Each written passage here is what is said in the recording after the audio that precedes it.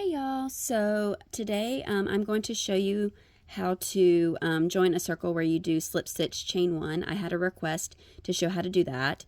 In my other video talking about circles and how to increase and things, I just keep going straight around, but there's sometimes that you may need to use the method where you slip stitch chain one at the beginning of each round.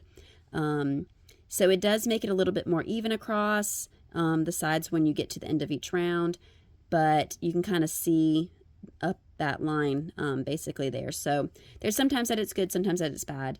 Another good thing is you can usually see a little bit better where the end of your round is with that, and so you don't necessarily need a stitch marker if you don't have any.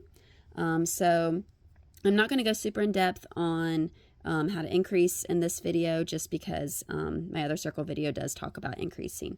So we're basically just going to start with a magic ring. And whenever I start my magic rings, I always chain one just to kind of stabilize it when I first start off. And so I'm just single crocheting 8 in here. And so normally in my other video, I just basically skipped my little chain one is like right there. And so I normally just skip over that and go straight to my single crochet. But for this, I'm going to put my hook through that little chain. I'm going to slip stitch and I'm going to chain one. And then I'm going to go into that first single crochet and I'm just going to go like I normally did. So for the first round, it's always two single crochets in each one. I'm talking too fast while doing stuff. So yeah, so 2 single crochets in each one. And we're just going to go around.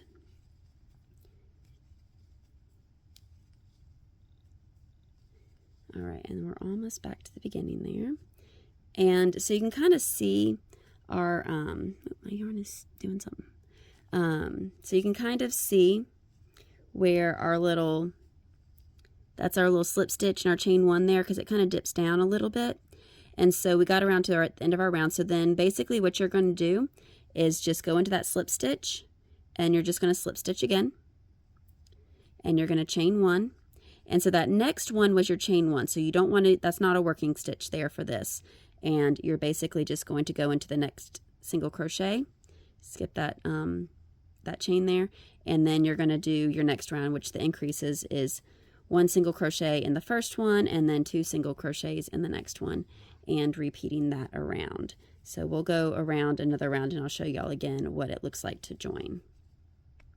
Okay, so we've made it back around, and so you can kind of see, like I said, you can kind of see the dip there from the slip stitch. So you're just going to slip stitch in there. Into that next slip stitch, you're going to chain one, and you're going to skip that chain one, and then you're just going to go into your single crochets, and you're just going to keep going around and around. And so it will just keep going, just like you do for the increases. And that's what you'll do each time you get around to the beginning, is you'll slip stitch into that first slip stitch, chain one, and then skip the next chain one, and then single crochet into that. So I'll back up and show y'all one more time. So if I get to that, that was my last single crochet.